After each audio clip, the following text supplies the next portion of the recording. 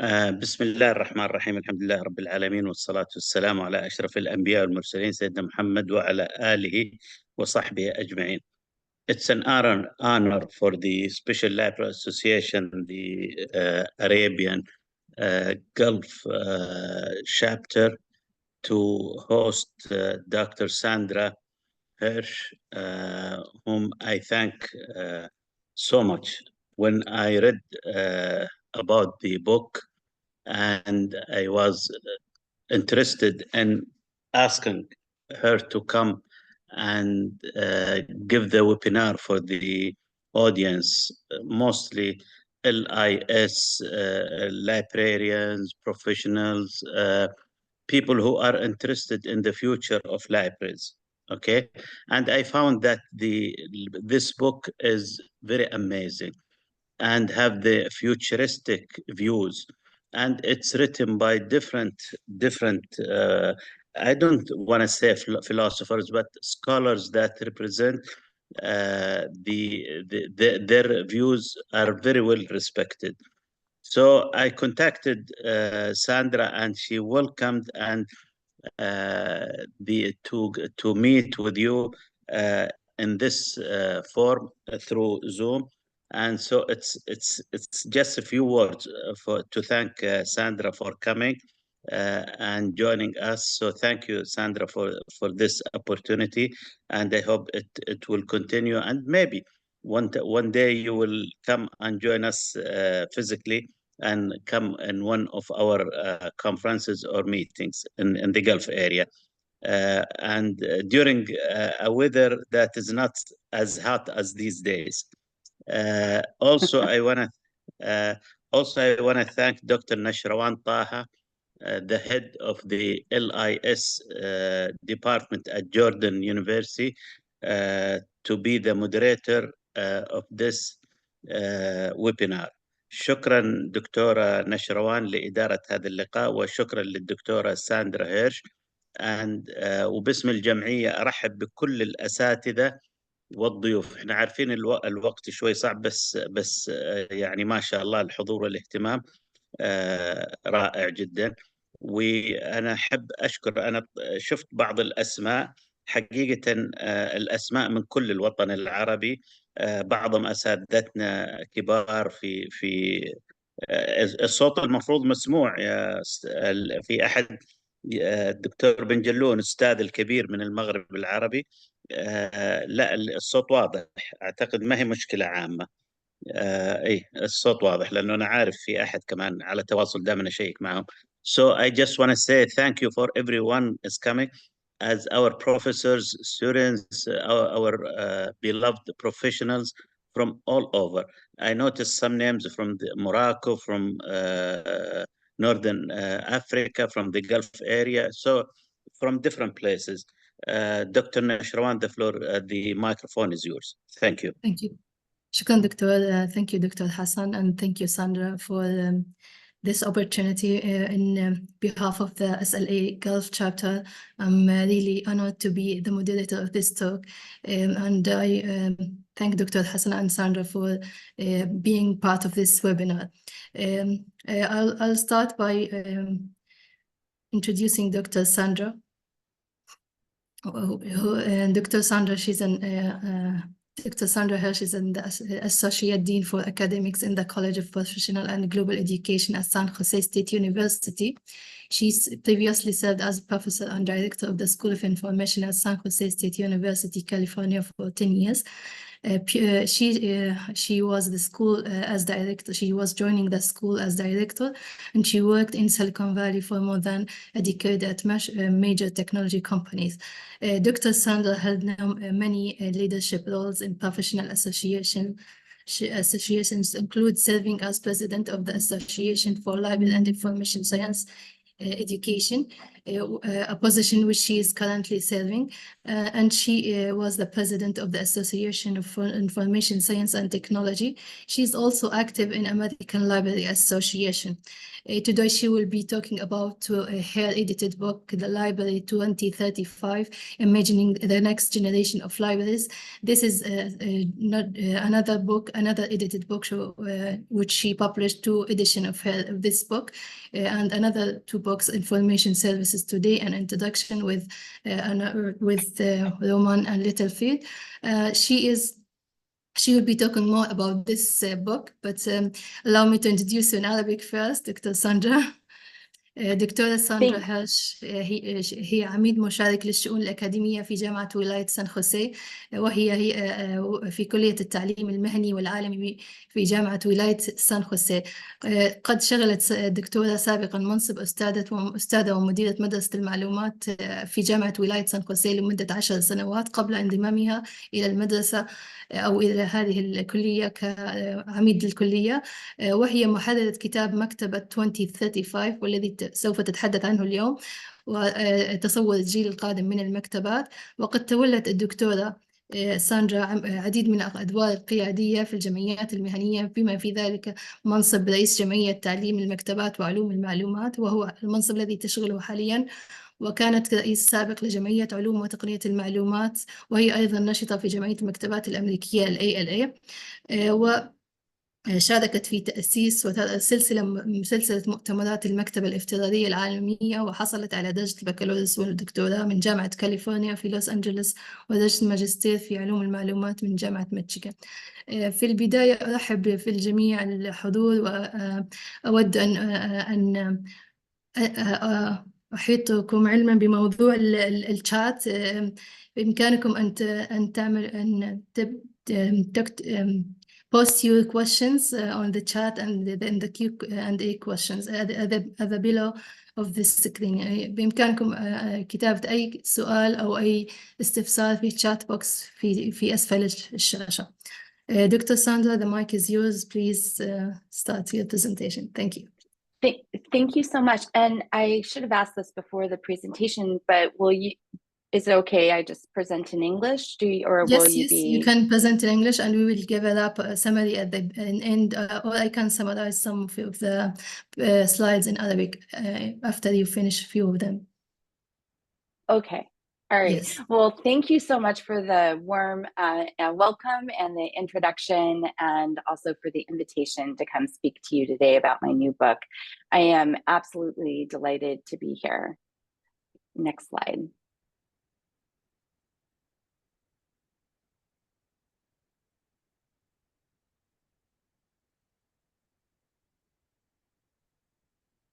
Okay. Did the slide advance?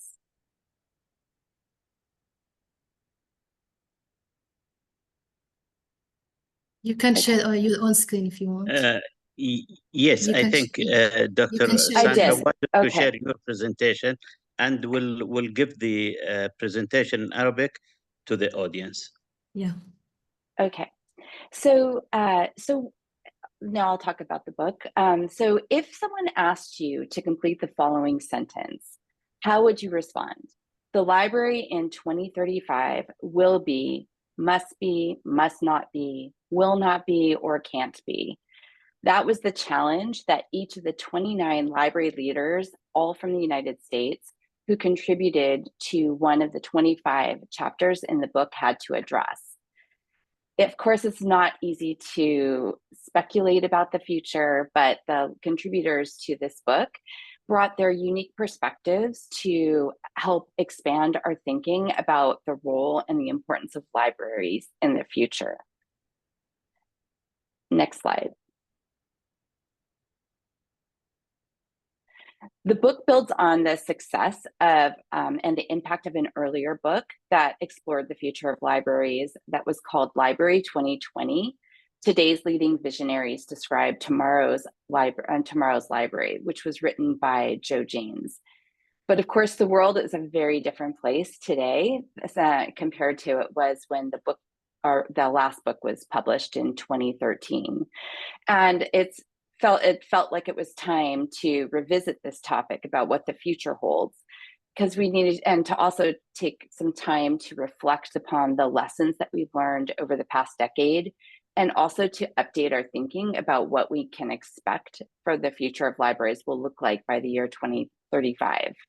So I brought together these 29 library thought leaders who represented a broad range of perspectives and experiences to share their ideas about the future of libraries by the year 2035. And that's what comprises this book in 25 chapters. I also wanted to mention that I've interviewed most of these contributors too. And so there's 23 accompanying webcast interviews that I did with the authors to further explore their chapter's key themes and their vision for the future. And I'll include a link to that at the end.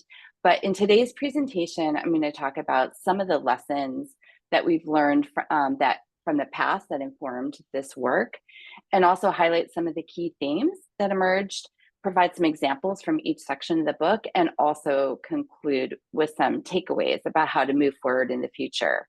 I did want to clarify, especially given this audience, that while the perspectives in this book come from library leaders who are from the United States, I am hoping that some of the ideas and the visions for the future will also apply to libraries and in your region as well. So I'm wondering if perhaps if there's time at the end of our time together, we'll have time for some discussion, and I'd love to hear your thoughts about the future, and also how some of the ideas that I'm presenting today relate to what's happening in libraries in your region and what's possible there, and also how things might be different. Next slide.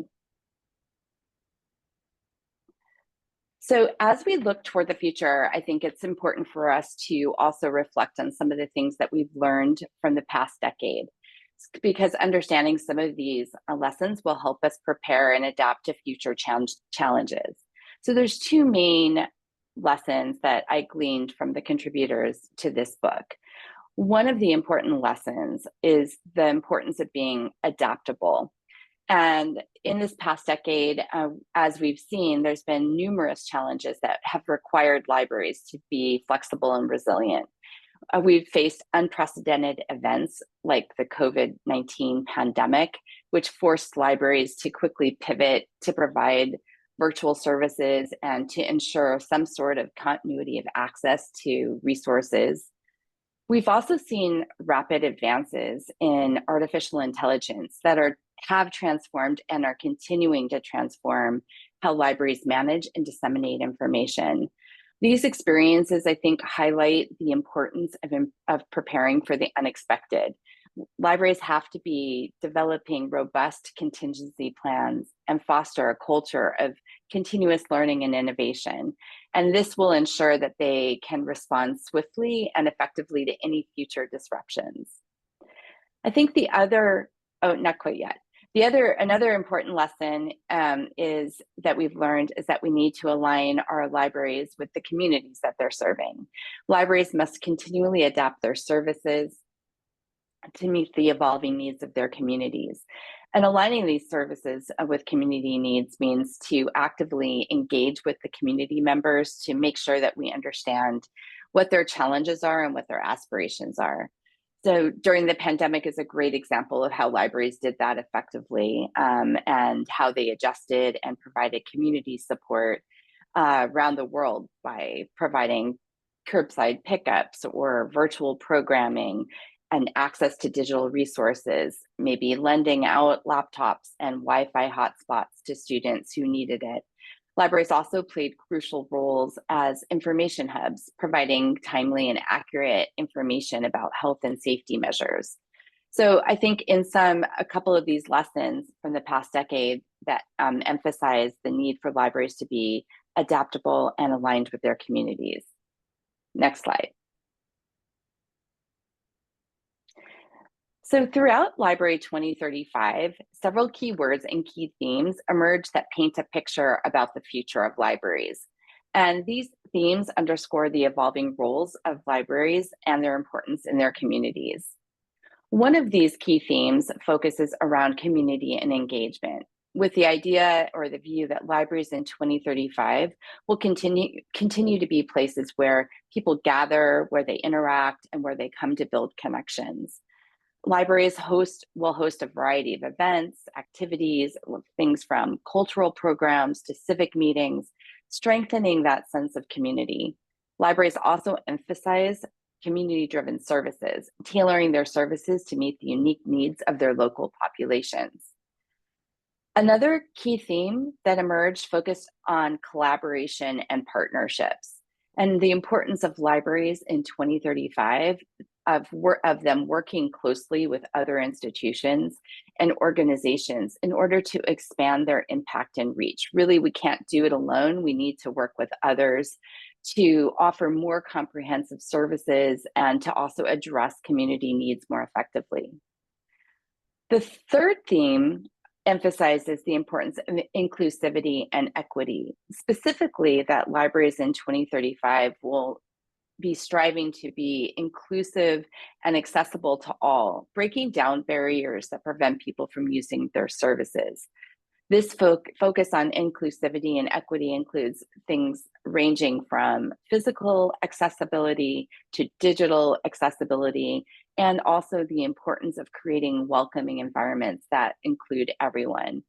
Libraries in 2035 will also take an active role in addressing social justice issues and providing resources and programs that support equity and inclusion, such as diversity training or social justice workshops and collections that reflect the diverse perspectives and experiences that make up their communities. Fourth is the importance of technology integration that was highlighted all throughout the book, and not surprisingly, and has become especially critical given the widespread use and impact that we're seeing around generative artificial intelligence. So libraries in 2035 will use technology to make their services more accessible and convenient. And this includes offering more digital collections, virtual programming, and online resources that patrons can access from anywhere. And the fifth theme was focused around advocacy and futures thinking. And several of the contributors focused on the need for libraries in 2035 to advocate for their value and relevance to stakeholders, to community leaders, and to the public. They also discussed how libraries need to prepare for future challenges and trends by staying ahead of societal changes and anticipating the needs of future generations. So to prepare for the future, libraries in 2035 will need to engage in strategic planning and also foresight planning to ensure that they can adapt and thrive in an ever-changing world. Okay, next slide. So I'm going to delve a little deeper now into the themes of the book by highlighting some of the key takeaways from each section of the book. Before I do that, did you want to translate or summarize? Yeah, I might summarize the few slides you already mentioned. Sure. اوكي. بخصوص كتاب الدكتورة ساندرا المتعلق باللايبرري 2053 كان هناك بعض الثيمز الرئيسية التي تحدثت عنها في هذا الكتاب، وهي مدى ترابط المكتبة في المجتمعات ودور المكتبات في جعل المجتمعات جزء رئيسي فيها، وعمل تعاون مع المكتبات والمجتمعات من ناحية إيجاد هذه المجتمعات وضم كل الأطياف المجتمع بأنواعه المختلفة بحيث يحقق العدالة الاجتماعية، يحقق التوازن في أطياف المجتمع المختلفة وخلق هذه المجتمعات. وأيضا integration of technology أو ربط التكنولوجيا في المكتبات، وهو جزء مهم من التطورات الحاصلة وخاصة في موضوع الذكاء الاصطناعي والإنترنت اوف ثينجز والويب، يعني جميع أنواع التكنولوجيا التي طرأت على المكتبات وكان لها دور في تغيير دور المكتبات وفي دور المكتبات بشكل عام. كذلك الموضوع الفيوتشر ثينكينج، كيف تؤثر طريقة تفكيرنا في دور المكتبة على مستقبل المكتبات. فيجب أن تكون هناك نوع من السياسات والستاندرز والمقاييس التي يجب وضعها لأجل جعل للمكتبة دور مهم في المجتمعات. في البداية تحدثت كذلك ساندرا عن موضوع التعلم من الماضي. كيف يمكننا أن نتعلم من الماضي بحيث نفهم دور المكتبة كمستقبل، وركزت على موضوع التأقلم وموضوع أنه جعل المجتمعات جزء مهم في المكتبات. فعندما نضع هذين المحورين أو النقطتين الرئيستين في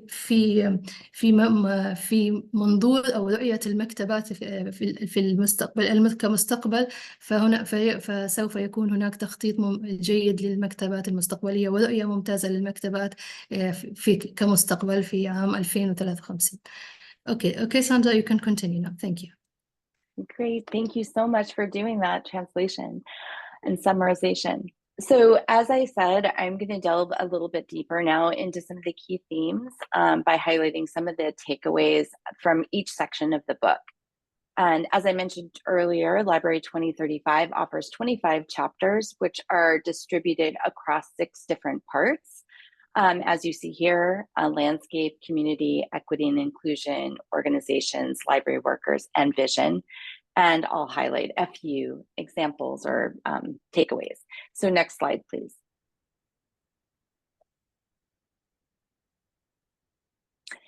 So part 1, landscape, addresses some of the technological, environmental, economic, and political factors that will influence libraries in by the year 2035. Regarding technological advancements, such as artificial intelligence, these will continue to revolutionize how libraries manage and provide access to information. So we're already seeing impacts from other technological advancements in our libraries, from things like virtual reality and augmented reality, which are transforming learning experience and allowing people to engage with information in new, immersive, and interactive ways. For instance, historical archives can be explored using virtual reality simulations that can offer a richer understanding of the past. Environmental factors are also essential for libraries to consider and are also an important part of the United Nations Sustainable Development Goals. So as we approach Library 2035, we'll increase our attention on the running of our organizations within the broader environment. So increased awareness of the threats of global warming, etc., will push libraries to adopt green technologies and more sustainable practices. And they'll also expand the library's role as community anchors and as a safe haven for their communities. Economic and political influences will likely continue to be ongoing, which will place more pressure on library funding due to some of the economic uncertainties that we will see. So library services will also evolve as these economic and political insecurities continue to elevate, and some may threaten jobs or cost of living and may shake some of the overall trust in the leadership and government. And similarly, threatening the library landscape is the persistent threats that we're seeing, particularly here in the United States, against intellectual freedom and privacy and protecting user rights to safely access information. Some of the strategies that libraries will need to adopt now to prepare for the Library of 2035 may include protecting against vendor products that threaten privacy rights, as well as ensuring less privileged patrons can access information safely and privately. And as one of my contributors, Chris Brown, who is the library director of the Chicago Public Library System, addresses a whole chapter 2 in the book there's going to be a strong need for effective and powerful storytelling to advocate for the value of libraries. Libraries will need to share these stories with their stakeholders, with patrons to welcome them into the library space, with community members to advocate for voter support and for funding, and with legislators who can impact policies and impact the library environment as well as user rights. Next slide. So this quote is from Erin Berman, and she is a particular expert in the US related to privacy, and she is the author of Chapter 4, Teetering on the Edge of Trust Cliff. She highlights the role of libraries and that highlights the role that libraries will have in protecting the library landscape. And she specifically says, now is the time to fight for updated privacy laws. Now is the time to push back on vendor products that violate privacy. Now is the time to stand up for our users from less privileged situations who desperately need libraries to be a privacy safe haven. Next slide.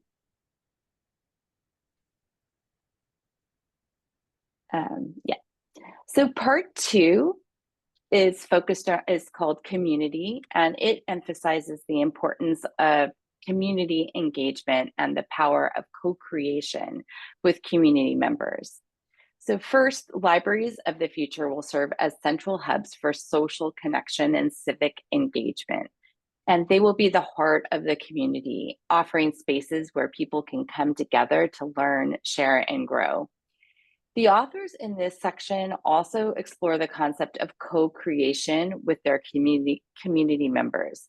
And they envision that the Library of 2035 will involve the community in the development of their programs and services to make sure that they truly reflect the needs and desires of the people that these programs and services are designed to meet.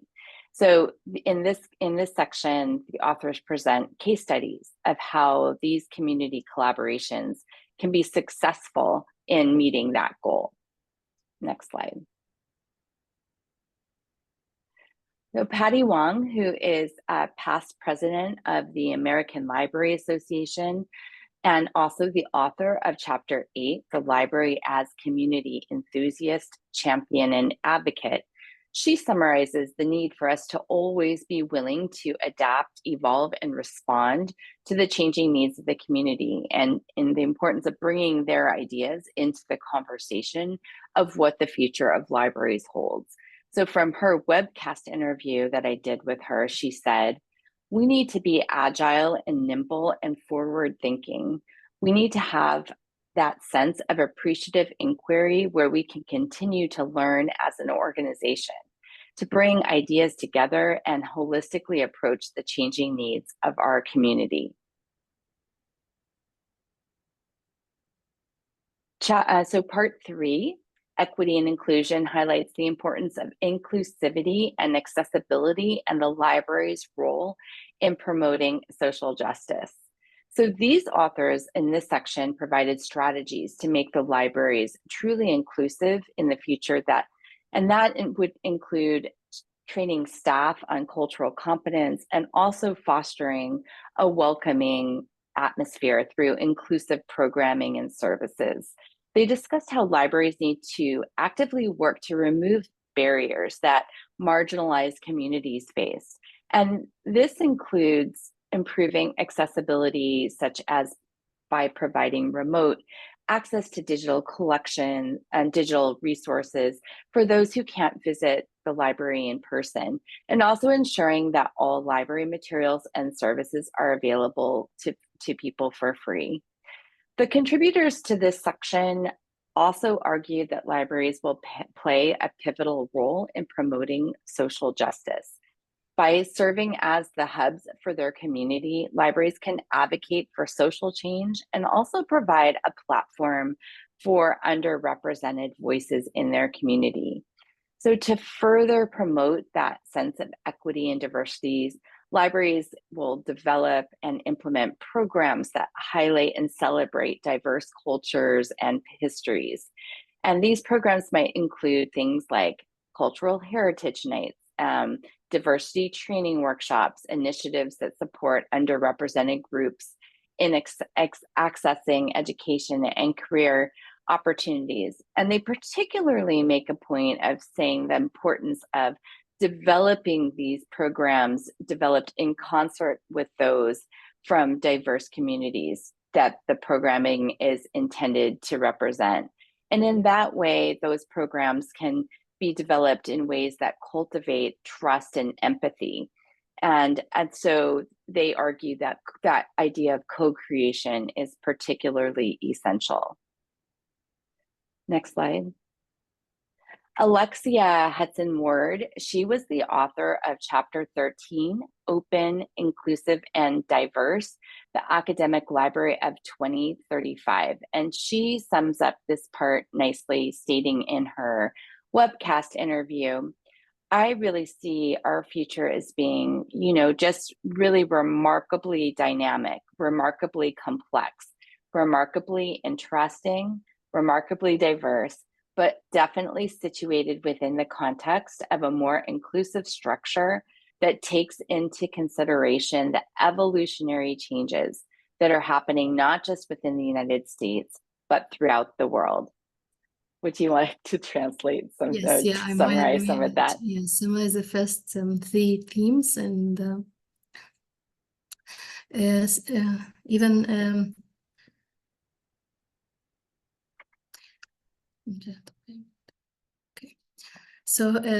كانت النقاط الرئيسية في هذا الكتاب تكون الكتاب من 6 أجزاء رئيسية، وهي اللاندسكيب عبارة عن الشكل أو الطبيعة للمكتبات. الجزء الثاني هو community، وهو المجتمعات. equity and inclusion هي العدالة وإدماج الأشخاص بأطياف مختلفة. المنظمات، وهي الجزء الرابع. الجزء الخامس تحدث عن العاملون في المكتبات، والجزء السادس كان تحدث عن الرؤية المستقبلية للمكتبات. تناول الجزء الأول وهو النقاط الرئيسية المتعلقة بالتطورات التكنولوجية، العوامل الطبيعية، العوامل السياسية والاقتصادية وتأثيرها على المكتبات، والخصوصية وهي الجانب التقني المتعلق بالأمور التقنية المكتبات وحماية حقوق المستخدمين في المكتبات، وبعض القصص التي يسردها العاملون في المكتبات لجذب لجعل الأشخاص الذين لا يعرفون عن المكتبات يندمجون في المكتبات ويعرفون ما هي الظروف أو البيئة التي يعمل فيها المكتبات. أحد المشاركين في هذا الكتاب هي آلين بيرمان، وهي أحد الأشخاص الذين يشجعون على الخصوصية ويهتمون في موضوع الخصوصية، وهي كتبت الشابتر الرابع. في هذا الكوتيشن أو هذا الاقتباس تحدثت كيف يجب أن يكون هناك قوانين لحماية حقوق الأشخاص من ناحية الخصوصية، وأن لا يكون هناك أي اختراق لخصوصية المستخدمين في المكتبات أو العاملين فيها. في الجزء الثاني وهو الكوميونيتي أو المجتمعات، كيف تعمل المكتبات أو ما هو دور المكتبات في ربط المجتمعات وفي جعل المكتبة كمركز رئيسي للنشاطات التي سواء اجتماعية أو مدنية التي تربط المجتمع بكافة أنواعه وكافة اختلاف المجتمعات أو الثقافات الموجودة في المجتمعات، بخلال عمل برامج وخدمات مقدمة مخصصة لبعض المجتمعات التي لا تستطيع الوصول للمكتبة، مثلا بعمل ريموت أكسس، وهو الوصول عن بعد للمكتبات للأشخاص الذين يسكنون بعيد عن المكتبة أو الذين لا يستطيعون الوصول للمكتبة. كذلك الكو-كرييشن والكوميونيتي ممبرز، وهي أنه كيف نجعل تطورات المكتبة يكون المجتمعات جزء فيها، فيكونوا جزء من عمل المكتبة وجزء من تطور المكتبة ونجاحها. وهناك بعض الحالات الكيس ستاديز أو الحالات التي تبين كيفية ارتباط المجتمعات بالمكتبة ونجاحهم في إنجاح دور المكتبة. في أحد الكونتريبيوترز أو المشاركين وهي باتي وينغ اللي وهي مؤلفة Chapter 8 تتحدث عن community بالذات، تركز على موضوع المجتمعات وكيف يجب أن نكون لدينا السرعة والذكاء بموضوع التفكير وملاحقة التطورات التي تحصل على المكتبات، ويجب أن نكون متعلمون دائما نتعلم بشكل متسارع لمواكبة أي تطور يحصل على المكتبات، لأنه عالم متغير سواء بالتكنولوجيا أو بالمتغيرات المختلفة. الثيم الثالث وهو عبارة عن inclusion والequity، وهو العدالة والإدماج للمجتمعات بكافة أشكالها بكافة ثقافاتها، وخاصة ربما هذه النقطة تختص ببعض المجتمعات التي يكون هناك فارق بين المجتمعات من ناحية الثقافات المختلفة، فيجب أن يكون هناك وصول لمصادر المعلومات في المكتبات. يجب أن تكون هناك استراتيجيات لترحيب في جميع الأشخاص الذين يحتاجون الوصول للمكتبة ومعرفة مشاكلهم التي خاصة المجموعات التي تكون غير ممثلة بطريقة marginalized، الذين يكونوا ليس لديهم سهولة الوصول للمكتبات لأسباب مختلفة. ومن هنا يكون في السوشيال جاستس أو العدالة الاجتماعية، وكيف تكون المكتبة تحقق هذا الدور بإدماج المجتمعات وتحسين دور المكتبة في تشجيع النشاطات المختلفة كعمل workshops، الورش العمل والبرامج المختلفة والخدمات التي تساعد على إدماج المجتمع وربطه في المكتبة بطريقة أو بأخرى. وكانت هنا أليكسيا هودسون مؤلفة Chapter 13، وهي تتحدث بالذات عن نقطة inclusive open and diverse، وهي كيف أن نربط المجتمع بطريقة سريعة دايناميك متغيرة، وبطريقة تجعل أي تغيير على المكتبات هو جزء من ربط المجتمعات فيها. Okay, Sandra, you can continue now. That's very impressive that you can do that. Okay, so part 4, organizations, helps us envision the future of public academic, school, and community college libraries, as well as the role of partnering with other community organizations. Contributors felt that public libraries in 2035 will continue to be pivotal community hubs. Public libraries will focus on providing services that meet the diverse needs of their local communities, and their services and programs will remain community focused. Contributors felt that academic and school libraries will play a crucial role in supporting research and enhancing student success. Their integration of digital resources and learning tools, such as universal library cards and shared databases, will be paramount. And then the author of Chapter 17, Peter Hepburn, he offers a whole chapter focused on community college libraries. And he talks about the importance of tailoring services for non-traditional students. But across all of these library types, the value of partnerships and collaborations with local organizations was stressed, and because they felt that these partnerships and collaborations were important for expanding and enhancing library services and programming. Next slide. So here is a quote from Ray Pun and Tarita Anantache, who are the co-authors of Chapter 16, Collaborative Collections and Content Considerations in Research and Academic Libraries, Possible Pathways by 2035. This is what here's a quote from their webcast interview that I conducted with them. A growing sense of community advocacy has the potential to really open up access and opportunities to so many library users, including those with maybe historically fewer resources, while also helping to bring to the forefront historically underrepresented in identities and materials, both within smaller institutions as well as larger. Next slide. So Keith, and the part 5 is focused around library workers, and that is, I felt that it was important to have a whole section that was devoted to the role of the library's most valued asset, which is the people who work in these in libraries. So there are 2 main themes that came out of this part.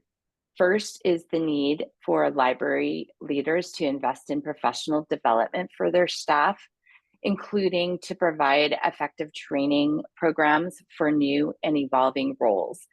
And it was felt that retaining staff, good staff, was especially important, and that was emphasized both in the book and in the webcasts. And second, the authors also note the importance for librarians to serve as advocates for the profession and the need to seek out leadership development opportunities. Did you want to say something? No, you can continue I will do it at the end. Okay. And if you can go to the next slide, please.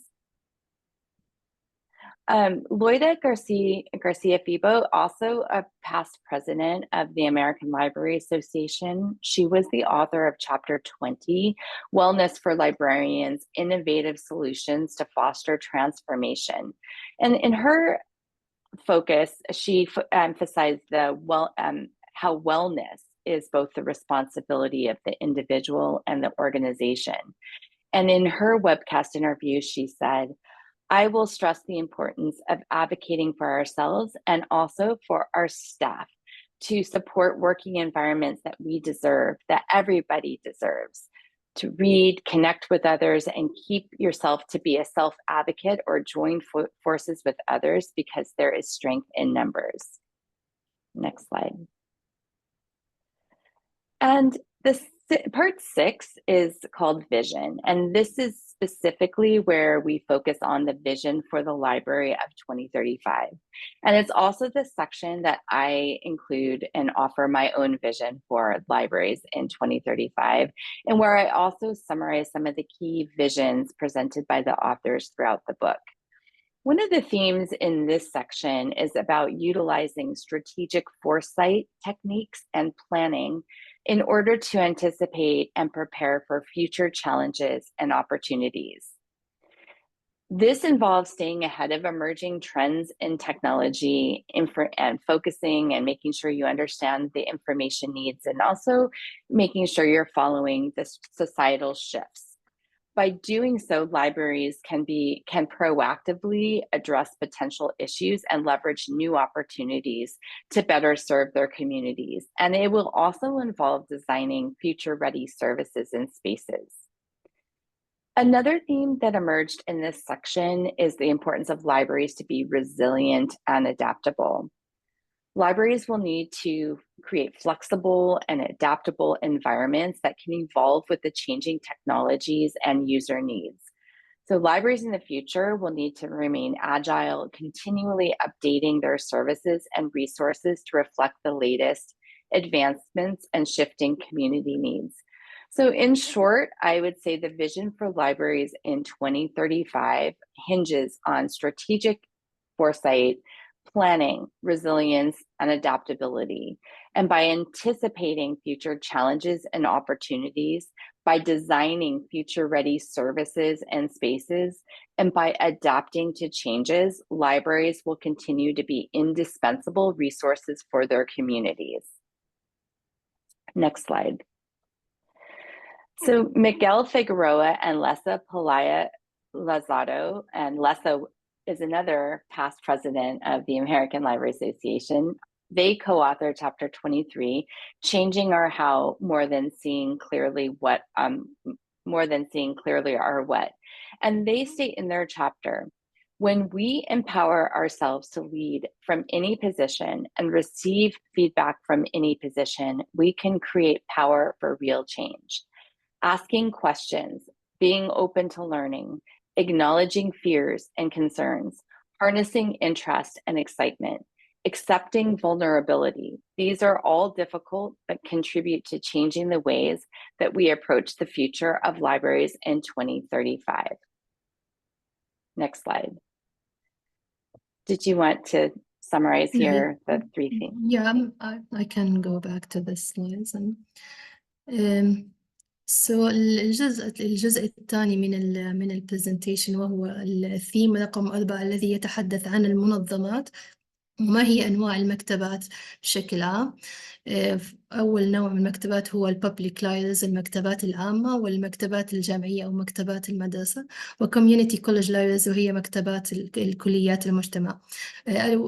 تقوم المكتبات العامة بشكل عام بالتركيز على الخدمات والبرامج التي تقدم للمجتمعات بشكل عام، كما تقوم المكتبات الجامعية والمدرسية بدعم العملية التعليمية والبحثية للتأكد من قيام الطلاب والمدرسين بأعمالهم البحثية والتعلمية والتأكد من نجاحهم. كذلك الدمج أو الحصول على المصادر المعلومات الرقمية وجميع أدوات البحثية والعلمية التي تساعد المستخدمين لهذه المكتبات من أداء أعمالهم. وبالنسبة لكوميونيتي كولج لايبريز وهي تخصيص برامج للطلبة الذين بشكل عام يكونون غير الطلبة النظاميين في المكتب بالجامعات والمدارس، وقد يكون الطلبة للحصول على شهادات مهنية وهكذا. فهناك برامج مختلفة في المكتبات الكوميونيتي أو اللي هي الكليات المجتمع، والتعاون هذه وضرورة تعاون هذه المكتبات بأنواعها المختلفة مع المنظمات الخارجية وبناء شراكات لإنجاح برامجها. هذا أحد الكوتيشن أو الاقتباسات اللي من ري أند تريدا، وهم مؤلفين شابتر 16، تحدث عن التعاون في مجموعات المكتبات والمحتوى العلمي والبحثي للمكتبات الأكاديمية، وكيف يجب أن يكون هناك نوع من الانفتاح في الحصول على مصادر وتوفير هذه المكتبات لمجتمعاتها المختلفة أو لشرائح المختلفة، خاصة أنها تتحدث عن المكتبات الأكاديمية. الجزء الخامس في هذه الكتاب هو يتحدث عن موظفين المكتبات أو العاملون في المكتبات، وتتحدث هنا عن كيفية التطور المهني والعملي للموظفين المكتبات من خلال عمل تركيز على تطوير العاملين وعمل برامج تدريبية وتحسين في الأداء الموظفين. كذلك موضوع القيادة في المكتبات وكيفية تحسين عمل الموظفين في المكتبات في أعمالهم، وعملية إيجاد بعض الإبداعات أو بعض المبادرات التي تساعد على القيادة في المكتبات. لوديا فيبو هي مؤلفة شابتر رقم 20 عفوا، تتحدث عن موضوع كيفية حصول المكتبات على البيئة الجيدة، وأن كل شخص في المكتبات يكون يعمل بطريقة تجعله جزء مهم في عمل المكتبات، وهذا الجزء هو يتحدث عن العاملين في المكتبات. الجزء السادس وهو الرؤية، وهذا الجزء قامت الدكتور ساندرا بكتابة رأيها فيه بالذات هو شابتر 35، وتحدثت عن التخطيط الاستراتيجي والتخطيط اللحظي للمكتبات من ناحية معرفة أو توقع التحديات المستقبلية وبناء عليها قرار أو تحديث الخدمات والأماكن في المكتبات لبناء مستقبل واعد للمكتبات، وبحيث تكون المكتبات لديها من المرونة والتأقلم لأي توقعات مستقبلية أو تحديات قد تحدث لهذه المكتبات، بحيث تتأقلم مع التغيرات الاجتماعية أو التكنولوجية التي ممكن أن تحدث للمكتبات.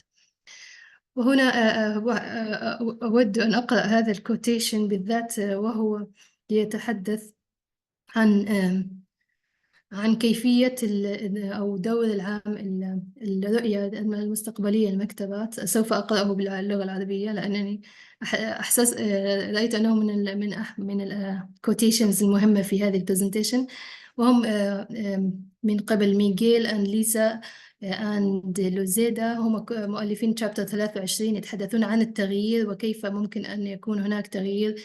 الكوتيشن أو الاقتباس يقول: عندما نقوي أنفسنا للقيادة من أي موقع ونتلقى التغذية الراجعة من أي موقع، فإنه بإمكاننا إيجاد قوة من أجل التغيير الحقيقي.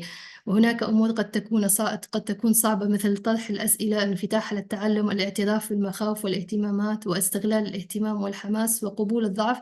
كلها أمور صعبة لكنها تساهم في تغيير الطرق التي نقترب بها من مستقبل المكتبات في عام 2035. وهنا يتحدثون عن بعض المخاوف أو بعض التغييرات التي نحتاج إلى تقبلها والعمل فيها من أجل أن نصل إلى مستقبل المكتبات 2035. Okay, Sandra, you may summarize this one. Yes, thank you. So as we look forward to what the next decade holds for libraries, we can consider the key takeaways offered by this book. First, investing in library workers is paramount.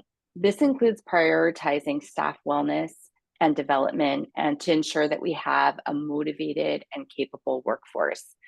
We also need to prepare staff for new roles and skills that are needed in a rapidly evolving technological landscape, and that will be important for future readiness.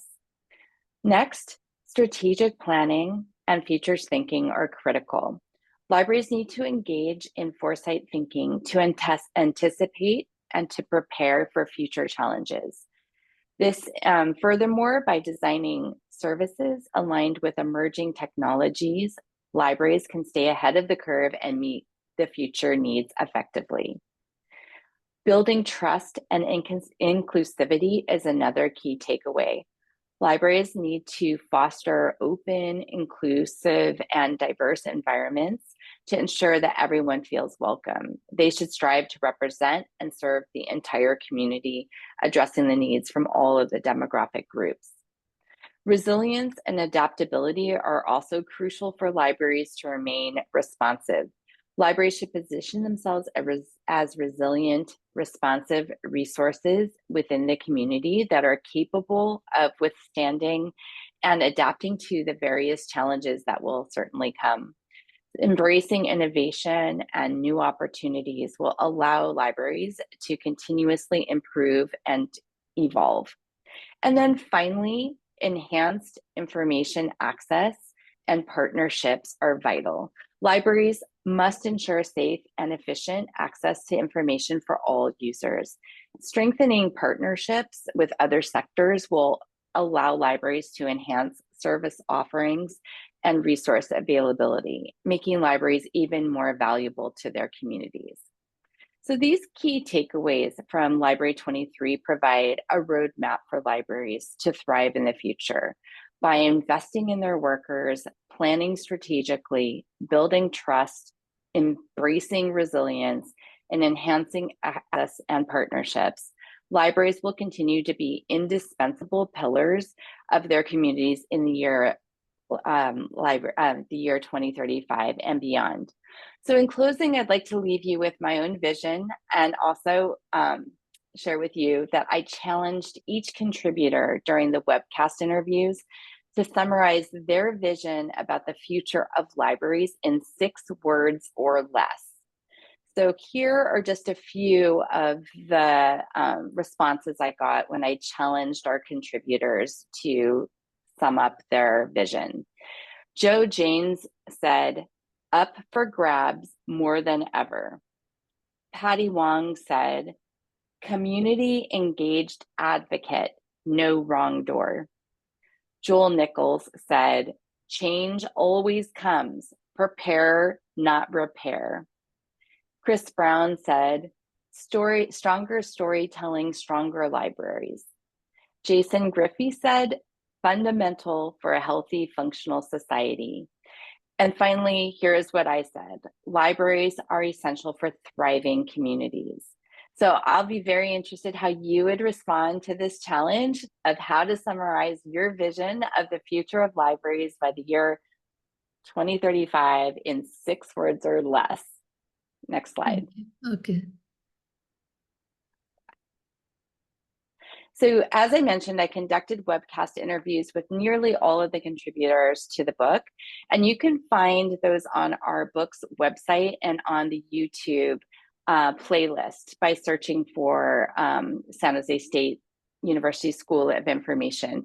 And I will, you can see the link to the library webcast site there. I'll also try to post it into the chat because there's more information on the library 2035 webcast site than there is on the YouTube playlist in terms of content. And then if you're interested in getting the book, there's information about how to do that. If you order it through Roman and Littlefield and use the discount code there, then you can get 30% off if you're interested. And then my last slide. So I want to thank you again for the opportunity to speak with you today about the future of libraries. I really appreciate the invitation, and I will end my presentation by quoting the title of David Lenke's book chapter. There is no future of libraries. There are many. I believe that there are many possibilities for libraries in the future, and I'm looking forward to any questions or discussion that we may have time for today. So thank you again. Thank you very much, Sandra. Thank you for the very interesting and valuable information you mentioned and discussed in this presentation. I just want to go back to this slide, which summarize the main takeaways from the book Library 2035. I will translate it into Arabic. Okay. So في هذه الجزئية قام الدكتور ساندرا بتلخيص الأمور الرئيسية التي نستطيع أن نأخذها من كتاب أو من نظرتنا لموضوع مكتبات 2035. وهذه النقاط الرئيسية هي الاستثمار في العاملين في المكتبات، الانخراط في التخطيط الاستراتيجي والتفكير في المستقبل، بناء الثقة والشمولية، وتبني المرونة وتكيف في المكتبات، كذلك تعزيز الوصول للمعلومات وتقوية الشراكات. وهي خلاص قامت بتلخيص رؤيتها لموضوع المكتبة 2035 في 6 كلمات، وقامت بعرض بعض الآراء لبعض المشاركين في هذا الكتاب. وتتمنى من أي شخص موجود في هذا اللقاء اليوم أن يلخص رؤيته للمكتبات في 6 كلمات أو أقل. طبعا هاي الكلمات Libraries are essentials for thriving communities تعني المكتبات هي جزء رئيسي لازدهار المجتمعات. وقامت بتلخيص نهاية اللقاء، قالت أن المكتبات لديها ليس مستقبل واحد وإنما أكثر من مستقبل لتطوير نفسها وتحت الوصول إلى المكتبة التي نتمنى أن تكون في 2035. هنا بعض المعلومات عن كيفية الوصول إلى المقابلات التي قامت فيها من خلال ويبكاست مقابلات، وموجود الموقع الإلكتروني. سوف نقوم بمشاركة هذه البرزنتيشن معكم. كذلك في حالة حاجة رغبتكم في الحصول على الكتاب، بإمكانكم طلبوا من الناشر رومان ليتلفيلد والحصول على خصم 30% من خلال الكود المذكور في هذه البرزنتيشن. تتمنى الآن أن تسمع أي أسئلة تتعلق بهذا الموضوع، في موضوع رؤيتكم للمكتبة 2035، موضوع الخلاصة التي قامت فيها تلخيصها في موضوع المكتبات، كيفية الاستثمار في العاملين أو التخطيط الاستراتيجي أو بناء الثقة مع بأشكال مختلفة، المرونة والتأقلم، وكذلك مصادر المعلومات وتقوية الشبكات. Thank you very much, Sandra, for this very interesting presentation. I'll leave now.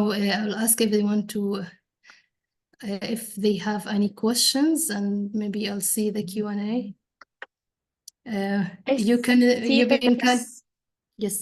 I Sally. saw that there was a question about how to imagine libraries and users with artificial intelligence. Yeah, you can answer the question if you want. Okay. Yeah, so thank you for that question. That's a great one. And I know that's something that is evolving and people are spending a lot of time thinking about. And I think that artificial intelligence already is having impact and will continue to have an impact on libraries. So that said, I think some people worry about, is there a future for libraries and with artificial intelligence and this just a widespread adoption of that. And I actually do think that that there's a good future for libraries working alongside artificial intelligence in the future. I think back to some of the other evolutions that we've seen in the past that have predicted the demise of libraries and their profession. For example, when we had the internet came about, or when ebooks became so common, people worried about the future of libraries at that time. I think some of that is today similar with artificial intelligence, but I do think libraries have a really critical role, and there's certain things that libraries need to be doing to evolve the way that we deliver services and what we provide in this as we change with AI. And one of them, I think, is the importance of addressing digital equity and ensuring information access. I found that even, even here in the Silicon Valley, which is where I'm based, even within our own local communities, there's a persistent digital divide, a gap between those people with access and those that don't have access to important new technologies. So I think that one of the things we're seeing also with the generative AI is the difference between people who have access to the paid versions of like ChatGPT and those that don't.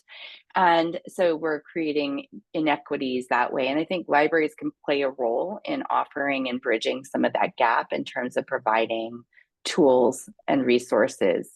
And I think another important role for libraries and in the future is the importance of providing digital and artificial intelligence literacy training.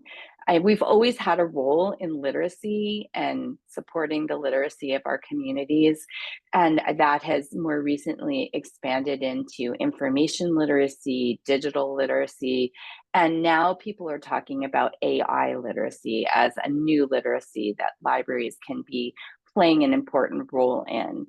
And so I think that supporting communities' needs in those areas is important, and also making sure that our library staff are trained up in these areas as well. And then, I think it's important for us to be offering opportunities to experiment with new technologies in our libraries. Many libraries already do that, like technology petting zoos and other things. But I think offering people in the community and also our staff to have opportunities to experiment with new technologies and people in the community to try things out with AI, I think that's another important role. And then finally, I would say that I think we need to be exploring and thinking about ways that we may want to integrate artificial intelligence to improve our library services and how we deliver our services. So I think we want to be very proactive in thinking about that, doing pilot studies or experiments with various kinds of AI integration for ways that we may improve our library services, how we conduct or process our collections, or in one of other ways too. اوكي ثانك يو دكتور ساندرا. قامت الدكتورة ساندرا بإجابة عن السؤال كيف يمكن أن نستفيد من الذكاء الاصطناعي في المكتبات، أو هل سيكون الذكاء الاصطناعي أحد الأسباب التي تخفي أو تجعل المكتبات ليس لها دور في المستقبل. قام الدكتورة بالتركيز على أن المكتبات تعرضت في الماضي لعدد من التطورات التكنولوجية، بداية بالويب 2.0 ثم بالإنترنت نفسها التكنولوجي. فالذكاء الاصطناعي لن يكون له دور في إخفاء المكتبات أو لن يخفي المكتبات، ولكن يجب على المكتبات والعاملين فيها مواكبة التطور في هذا الحاصل على تكنولوجيا المعلومات والذكاء الاصطناعي، والقيام بدور أكبر من ناحية على سبيل المثال كيفية كانت الثقافة الرقمية أو الثقافة المعلوماتية. الآن لدينا موضوع جديد وهو ثقافة الذكاء الاصطناعي، فبإمكان المكتبات أن يكون لها دور واضح في هذا المجال. كذلك بإمكان المكتبات أن تقوم بعمل ورشات عمل، أن تعمل تواصل وترابط مع الجهات المختلفة لتبني هذه التكنولوجيا والاستفادة منها والقيام بدراسات مختلفة لمعرفة أثر هذه التكنولوجيا على المكتبات بدون أن يكون لها تأثير سلبي على المكتبات، بحيث أنها تقوم بإلغاء دور المكتبات، لكن على العكس ستكون جزء مهم من عمل المكتبات في المستقبل إن شاء الله. Can we take questions please؟ بإمكانكم رفع اليد إذا ممكن، في حالة أي شخص لديه سؤال بإمكانه رفع اليد. لدينا can we take questions دكتور ساندرا؟ We have Dr. Iqbal. I saw another question. I saw there was, why did I choose 2035 as the year? Can I go ahead and answer that? Yeah, you can. Or did you want to do the raised hand? It doesn't matter. You can answer this question and then we take a question. I'll answer this one. I'll answer this one and then happy to take other questions. Yeah. So that's a great question about why did I choose library 2035 as opposed to a different year or something further out or different time. There's a few reasons. One is it's a tall task to ask people to predict the future. And I think that looking out more than 10 years is a challenge. And even looking at 10 years out, if we look at Library 2020, the previous book, it didn't predict the pandemic. It didn't predict, artificial intelligence and the widespread adoption of that. It didn't predict some of the political changes that we've seen and shifts in our society. It didn't predict the increase in book bans. And I think going out too much further than 10 years, it's society's changing too quickly and there's too much unpredictability that I think 10 years is kind of the maximum that we can look out to the future with any level of comfort and confidence. Okay. So I thought that 10 years basically would be far enough in the future to be interesting, but near enough that library thought leaders would have some ideas to share about their visions. اوكي. أجابت الدكتورة عن السؤال لماذا اخترت عام 2035، وكان السبب هو أنها قامت بكتاب سابق عن التطورات المكتبية في سنة 2020، وهي تقول أنه لم تتنبأ هذا الكتاب بحصول أزمة الكوفيد for example على سبيل المثال، فلذلك اختارت مسافة أكبر لأن هناك تغيرات سريعة في المجتمعات وبالتالي بإمكانها أن تتنبأ أكثر في المستقبل. Okay, thank you, Sandra. We may take question from Dr. Iqbal Al-Uthaymin. Please, Dr. تفضلي, Dr. Iqbal. Thank you, dear. Yeah, شكرا. Hello, can you hear me? Yeah, we can hear you, Dr. تفضلي. Thank you, Sandra, so much for the amazing lecture. I learned a lot and benefited from it. You've mentioned in one of the parts, has mentioned that all individuals can benefit from the resources for free.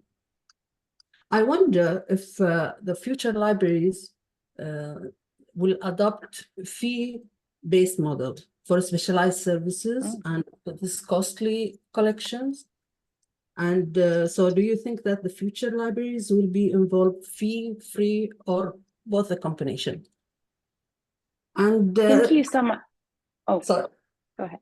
No, Yeah, I كملي was دكتور. another, Do you have another, another no, part of the question? yeah, Yeah, you can continue. it's another subject. Is it the architect of the libraries, is the library buildings is going to be the same, or will be knocked down and build new that accommodate new collection and new technologies? That's it. Thank you. Thank you. Thank you for those two questions. That is great.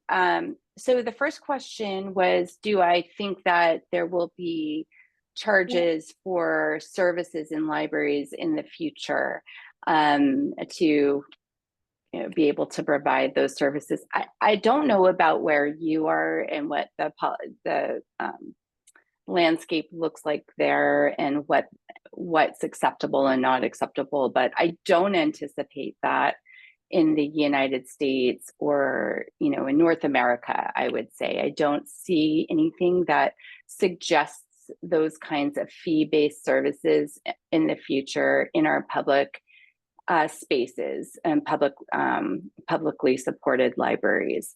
That isn't the model that we've seen. We've even seen the opposite model of looking for more ways to be more inclusive and to actually reduce the barriers to people who may not have as many resources, somebody who has more resources. So I don't see anything to suggest that we would move to fee-based services in libraries. If anything, it'll be more toward the side of ensuring that we're providing digital equity to those who are under-resourced or marginalized in our communities. So that's what I would say about that response. And it may be very different where you are. I'm only speaking from North America. And then the other question was about the architecture of buildings, which I think is a really interesting question. And I do think that we're going to continue to see changes in our buildings, whether they're knocked down and rebuilt from scratch, or whether they're renovated to revise and redesign and rethink the spaces and how we provide those spaces, what we do in those library spaces. Either way, I think that there'll continue to be changes in libraries, and we've already seen remarkable amount of changes in the library folk and designs and spaces here. For example, libraries in the past have been very focused around the physical collections and have typically historically had a physical reference desk that was quite large and took up a lot of space in the library. We're seeing already, a shift into to have more digital resources and services, and so creating more spaces for people to meet, to work together, to create knowledge within the library, to innovate together in the library spaces, to have maker spaces in the library. So the library spaces are changing, and we're also seeing many libraries either removing entirely or reducing significantly the size of the reference desk and moving more toward a different kind of approach in terms of how to intervene and to provide services and supports. I still think there's going to be physical spaces for libraries, but I think the way that we use those spaces and the way that we design those spaces will continue to evolve and change. Okay, thank you, Sandra. We have another question from Dr. Amania Sayed. Would you like to ask your question, Dr. Amania? تفضلي دكتورة. Good evening. أهلاً Thank دكتورة. you, Professor Sandra and Professor Nashrawan, for this lecture. I think for more than 20 years, some literature discussed the topic of are we need a library, and give more than 100 reasons for why we need a library now and in the future. So I want to ask Professor Sandra about regarding the technological advancement and the libraries in 2035. I think we have to rethink about the library constructions and it contributes to reducing the digital divide. I don't read the book, but I think it will be amazing. So in the book discussing the construction of libraries and its contributes to reducing the digital divide. Thank you. شكرا دكتورة. Yeah, go ahead, Dr. Sandra, please. Yeah, so I'm not sure if exactly the question, but I want to reiterate that the book does talk about the importance of the library in reducing the digital divide and ensuring more digital equity, and that libraries are continuing the predictions of the most like core theme of the book, I would say, is the important role that libraries will continue to play in their communities and helping to bridge many of the things that you just talked about. Okay, thank you, Dr. Sandra. We have another question from Dr. Maha Sayed. Please go ahead. Hello. Yes, hello. Yeah, hi. Good evening. Thank you for this nice lecture. Dr. Sandy, I wanted to ask a question in regard to the vision. You mentioned that you've done the mission, or you said the mission in 6 words. To develop, actually, I would think, I don't know, I didn't read the book, but I could say that when developing a vision, we need to look at the SWOT analysis for the environment itself before developing a vision in each country, because the experience in developing an actual live library in the States would be different than developing a library in, let's say, Kuwait, Saudi Arabia, the Arab region. We need to have a look about the opportunities and the strengths and weaknesses of each library before developing a vision and doing them in, let's say, sentences. It needs a long journey to develop one in each country. And because each country has got its own, let's say, values, needs. So I think it's a good thing to do a vision according to analyzing the culture itself of each country. The other thing is, when you mentioned about the library workers, I would, let's say, we are in the knowledge society system right now. It would be better if we talked about the knowledge workers rule inside the library. So what do you think about what questions or things that I mentioned just now? And have a nice day, Sandy. Thank you so much, and I appreciate your thoughtful questions. So I completely agree with you, which is why I added the preface at the start of my talk that I realize that the things I'm talking about are generally, are from the library leaders that come from the United States. So I know that not every country is experiencing some of the same experiences that we're having here in the United States. In fact, when I started working on this book and when I was invited to work on this book, I personally, if you look at my experiences and my professional contributions, I am very active internationally. And my first thought was, wow, this would be great to put this book together, Library 2033, and bring in library leaders from across the world to share their perspectives. And then when I started to work on the book and started to try to think about who to invite, I realized that was too tall of a task to do in a single book. And that to have the diversity of perspectives and library types and types of experiences that people have in the United States was hard enough to do with 25 chapters, but to try to reflect that worldwide, I wouldn't do justice to any of it. So Reluctantly, I decided to scope it just for US leaders and perspectives. So I agree with you that looking at your own cultural, regional perspectives and societal situation and cultural situation, I think is extremely important.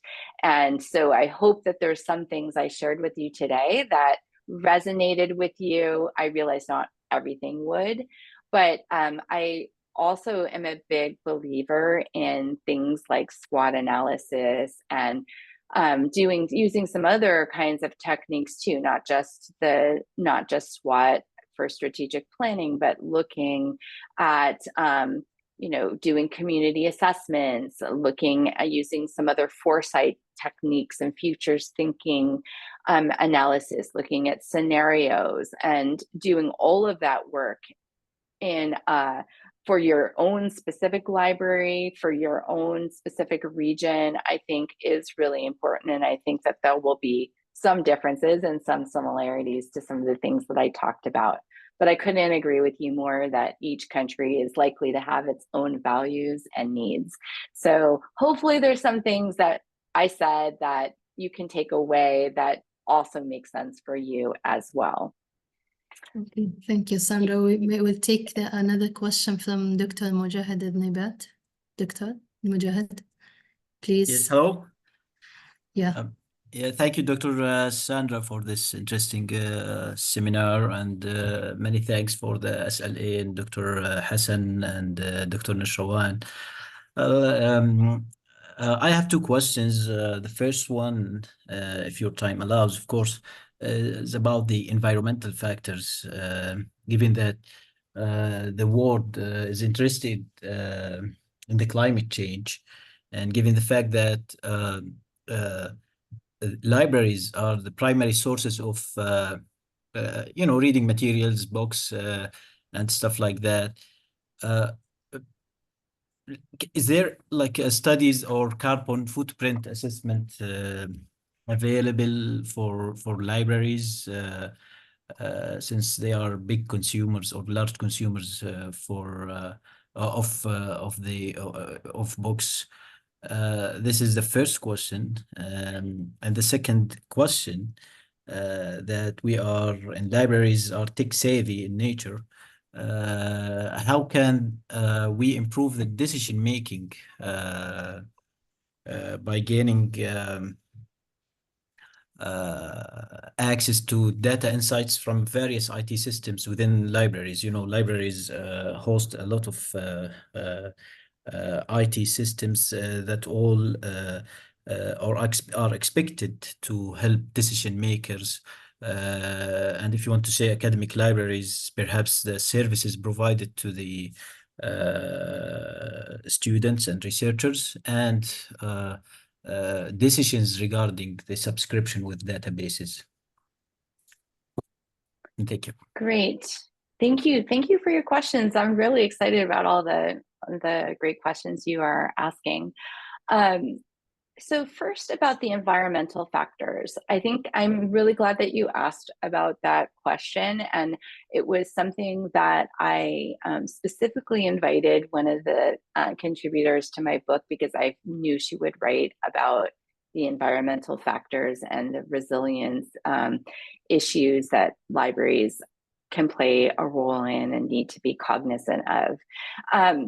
Regarding your specific question about whether there are studies related to like carbon footprint assessments related to libraries, and like the impact of books on our environment, etc.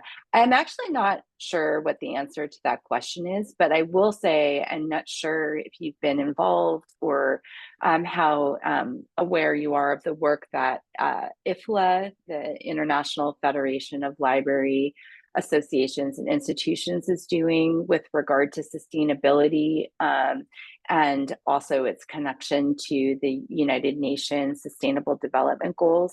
But there's a lot of work that is happening there, and I think that would be a good resource to turn to and to see. They may have published information about that, or would be a good place to seek answers from that association.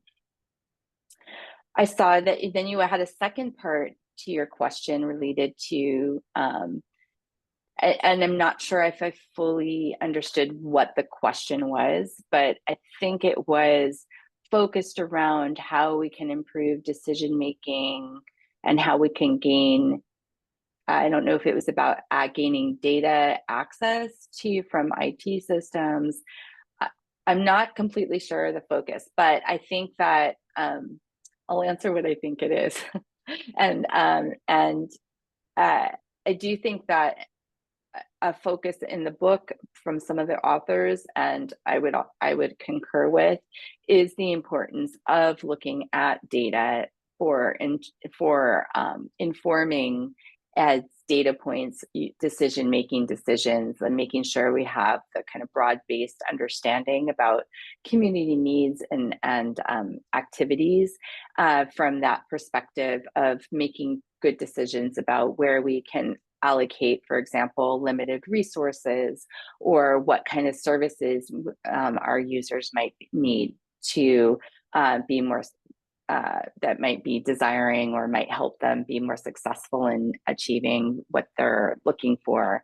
So I think that using some of that, but also being cognizant of some of the privacy concerns that some vendors or other IT systems may potentially compromise, is something that is at least widely discussed here in the United States. And Erin Berman in her chapter did focus around concerns around making sure that we're being ethical and careful around how respecting people's privacy around their information usage. And so finding the right balance between leveraging data to help with decision making and making sure that we're being respectful at the same time is something that was certainly surfaced in the book. Okay, thank you, Sandra. We'll take another question from Dr. Imad Bashir. Please, Dr. Imad, تفضل. Thank you, Dr. Nashawan, for asking me to join your panel. And thank you, Dr. Sandra, for the informative presentation. I expected to hear more about the future of libraries in your presentation. From now until 2035, a lot of changes will be taking place. It was strange to me not to see any particular chapters about library buildings or about how librarians and libraries are going to address the climate change issues. These are main topics for the future of the global, for the humanity, not only for the libraries. The other thing that drew my attention is that the themes you have talked about, when you mentioned through the first two slides, I mean, all the terminologies are being used now. No, not even one new terminology come into my attention during this presentation. I think the libraries will take different shapes, different positions. We might not hear about these differences between libraries, whether it's a public library or university library or community libraries. Libraries now are integrating, they are doing all things. You can see now a university library that is doing a community library at the same time. So I think also the library will be moving from being a building or a place to visit to ask for information into a concept that you will live, that it will live with you through your day-to-day work. You will have to use information, depend on data and information at your work, at your school, at your home. Even when you talk to your wife, you will have to depend on information from now on. You cannot say anything. You have to check everything you read because of these fake news and fake stories. So I really I expected to hear more than that. Thank you for the book. I'm sure it's an amazing book. I haven't read it, but I'm sure I will order it tomorrow for the library. I work at the American University in Baghdad. So I will order that book, I promise you that. And I will look at it and maybe write a little review and share my idea with you. So please, I would like to hear new thing about the new library. The other thing, it would not be strange to me if I say, if you are talking 10 years back, you would be using the same terminologies. 10 years back, we were talking about inclusivity, equity, collaboration. Maybe the word sharing is absent. To share information is absent. All these words, these are our words as librarian nowadays. What about the future? Are we going to use different terminology? Are we going to introduce different kind of services? Are we going to face another type of patrons or another type of needs? Anyway, and I'd like to thank you for that and thank Dr. Nashrawan Taha for organizing this event.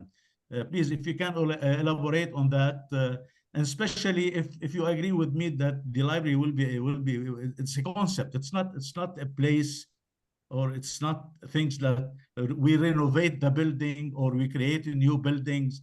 And I think a lot of changes will take place, especially with the introduction of the SDGs. Now libraries are taking a very important and crucial role in our life. And I was head of the MENA regional division at IFLA for the last 2 years.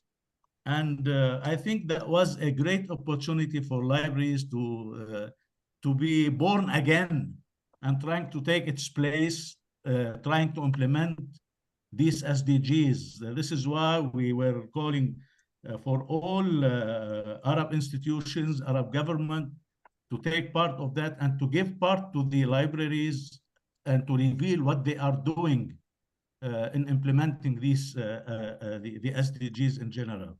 So I would like to thank you again, but really I would like to hear more about, and I think the future will be more than that. It's not only community and engagement and collaboration and partnership and inclusivity. A lot of things, new things and new ideas, because new needs will be revealed and will be we will deal with as librarians. Thank you very much anyway, and I enjoyed listening to you, and I'm hopeful to meet in presence somewhere in any conference in the future. Thank you for your comment. Yeah. Go ahead, Sandra. Yeah, thank you. Thank you for your comments. I wanted to point out a few things. Sorry, I didn't realize I was muted. Thank you very much for your comments. And I'm happy to have the opportunity to address some of the things that you pointed out. It's always challenging when you're trying to summarize 25 chapters that were focused on specific visions to surface all the nuances and details that are included throughout the book. But I did want to mention and reiterate a few of your points. One, I do agree that libraries are really critical in terms of addressing climate change and play a major role in the Sustainable Development Goals. It's for that reason that I invited Rebecca Smith-Aldrich to write a chapter in my book. And in fact, it does specifically address the things that you were saying were missing, but are included, focused around sustainable libraries in 2035. Refuge, resistance, resilience, regeneration is the name of her chapter.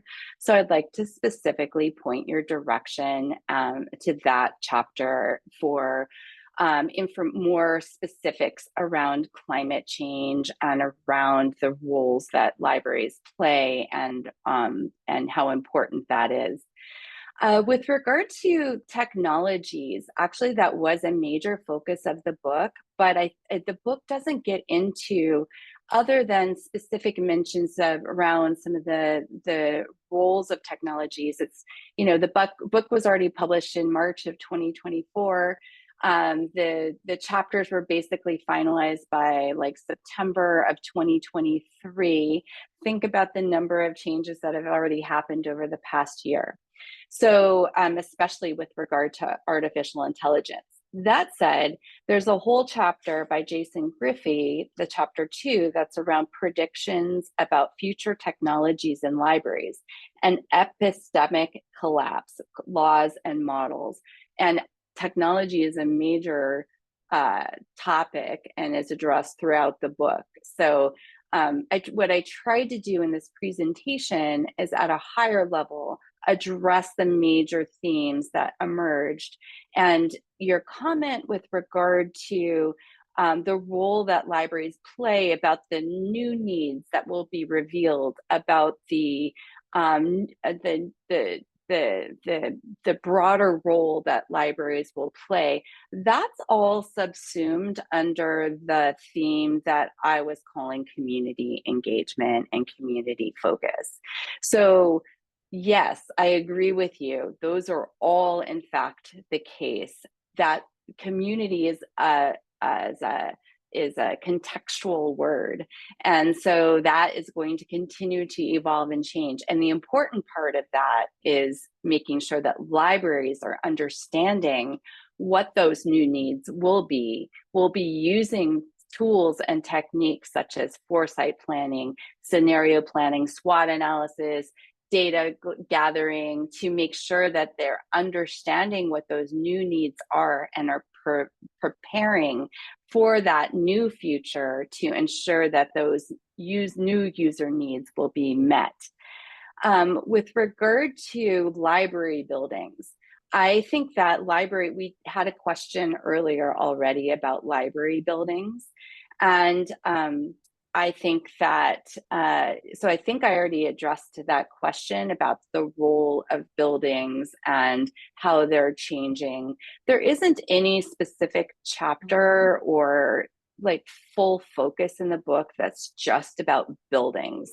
And actually that was a little bit by design in my part, because I don't actually feel that we should just be focusing on physical buildings. Libraries are more than that.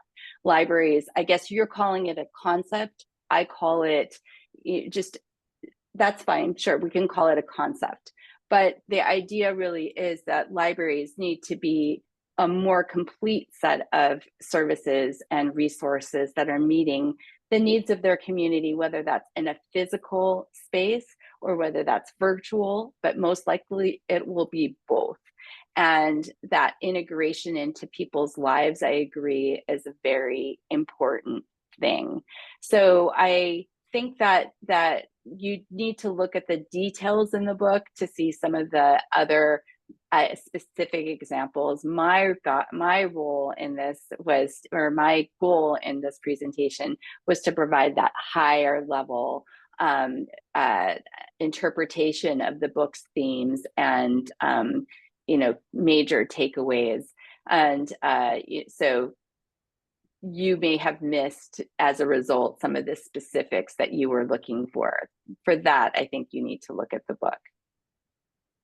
Thank you, Sandra. We have too many questions at the Q&A, and we have some people are raising their hands for a question. We may take another 2 questions, and I'm not sure if you can answer the questions, the Q&A later on, and we can post these answers on the website. Sure. Or somehow send it. But now we will take question from Mr. Karal Al-Hilo. Mr. Karal, do you please ask your question? السلام عليكم. مساء الخير دكتورة نشروان. أهلا وسهلا، تفضل. How are you, Sandy? Thank you for your lecture. That is a really important thing. I will go back to reading your book really. دكتور نشروان عفوا إذا أمكن ترجمين السؤال. دكتورة ساندي تحدثت يعني بكثير من الأمور المهمة، ولكن تركت أو يمكن تتطرق لها في مواضيع أخرى. البنية الأساسية للمكتبات، ماذا سوف يحدث على مستوى الفهرسة والتصنيف والفهرسة التعاونية في المستقبل؟ شكرا جزيلا. Okay, شكرا دكتور كارال على السؤال. Dr. Sandy, Mrs. Karal's question is about the technical procedures in libraries like cataloging and classification. What would happen to these kind of technical operations in future? This is his question, please. Thank you very much for the question. I think that is an interesting question for us, especially in light of some of the developments we're seeing with generative AI. And I think we're probably going to see a lot of changes with regard to how some of those technical procedures and classifications will take place. And I think this is an area for us to watch and to experiment with. So I think there will be changes. I don't know exactly what they're going to be, but I anticipate that there will be some impacts to libraries in the ways that we do things, much the way that we've evolved in the past. And so I think that we can see this as an opportunity to kind of evolve and change the way that we do our work and leverage and harness the technologies in new ways to help improve, free us up to do other kinds of activities and services within the library space, physical or virtual space. So I don't have any specifics for you, but I do believe that there will be changes, and I recommend us experimenting with them. And rather than waiting to see how it all shakes out, I think we need to try things out now. اوكي، إذا جواب دكتور ساندي على سؤالك دكتور كارال هو إنه سوف يكون هناك تغيرات على عمليات الفنية في المكتبات، ولكنها لا تعرف ما هي التغيرات، ولكن بإمكاننا الاستفادة من التكنولوجيا للقيام بعمليات المكتبات المختلفة الفنية طبعا. تمام، شكرا دكتور كارال. We take another question from Siham. Miss Dr. Siham, please. You can ask your question now.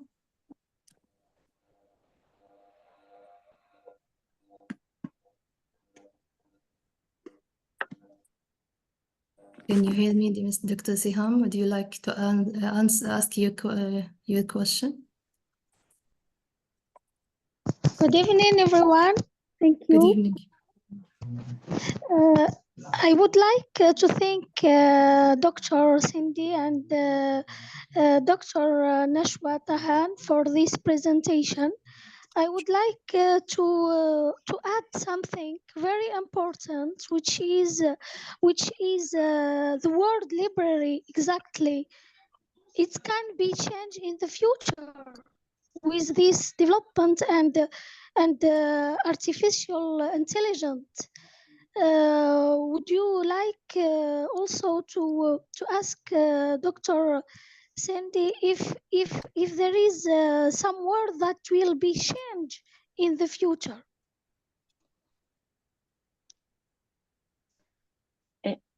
I'm not sure if I understood. I'm not sure if I understood the question. My question is some words in the future will be changed. Exactly, library. The word library, it can be changed in 2035. Because you're asking about the word, if the word will be changed, the word library? Yeah. Yes. I think Dr. Sandra has already answered this kind of question. She's asking how artificial intelligence will impact on libraries. Exactly, yeah. Yes. Yeah, I think Dr. Sandra has already answered this question. Do you like to comment, Dr. Sandra? I mean, I think I did answer that question. I do think that libraries will, I think the word library will still exist. And I think though, just like our libraries have changed over time, I think they'll continue to change and evolve with artificial intelligence continuing to impact it. Think back to the internet, think back to ebooks, think back to before we had even computers to do online catalogs and things like that. So we will continue to evolve our services, and the word library, I think, is still going to remain, but I think how we deliver our services and what exactly we do within those libraries will continue to evolve. We will take the final, thank you, Sandy. We will take the final question from Dr. Hisham Makki, and I'm sure we will be answering other questions and post it somehow to you later on. Dr. Hisham, please, you can ask your question to the doctor. Okay, hi, my name is Hisham Makki. I'm the Assistant Director for Data Quality in Florida Virtual Campus. Regardless the title, I'm a librarian, and once a librarian, always a librarian. Okay, I don't have question, I have just a comment, actually 2 comments. So I'm gonna be just, say my comment like very quick. Okay, three words, 3 terms that you used in your visionary webinar. I think they are crucial for library sustainability: agility, space/place, inclusion. Yes, the library should be agile enough to adapt not just new technologies, but any change in society, environmental change, health issues, things like this. Second, space/place. The libraries can provide digital places or spaces for it, patrons, but we still need the physical space and place. Someone or some people will always need place inside the library. And the third word is inclusion. These are, to me, like crucial for sustainability of libraries and librarianship in the history, in the past, and in the future. Another thing that I know I'm not allowed to add anything, but if I dare to add something, I would definitely say in matter of library service and technical work, I would say that we will soon have open cataloging rules, just like everything is open, like open access, open source. There will be maybe open acquisition process, and maybe more, if I'm more ambitious, maybe open services. Don't ask me how this will happen, but it will. That's like, I think in terms of technical work, the libraries will join the open saga. Everything is like open something now. So there will be open technical service sooner in libraries. Thank you very much. Thank you. And thank you, Dr. Nasharwan, and thank you, SLA. Thank you very much. Thank you, Dr. Hisham. Okay, do you want to comment, Dr. Sandy? No, I thank you for adding those comments. I mean, I agree with your thoughts there. I think, so I was happy to hear you put your spin on that. So that's great. Thank you. Thank you, everyone. Thank you, Dr. Sandy, and thank you, SLA, for organizing this webinar. And it was really interesting and valuable information, Dr. Sandy. I may summarize all what you mentioned, that libraries will still serve its community, but the way it will serve its community will be different. Depends on the technological change, depends on the social change, it depends on anything will change in the future, how library will serve its community. Okay, thank you, everyone. We will share the presentation with you, if you don't mind, Sandy, and we'll also try to answer any question you have. We didn't have the time to answer at this webinar. Thank you, everyone, and hope we meet soon again. Thank you, everyone. Goodbye. Thanks.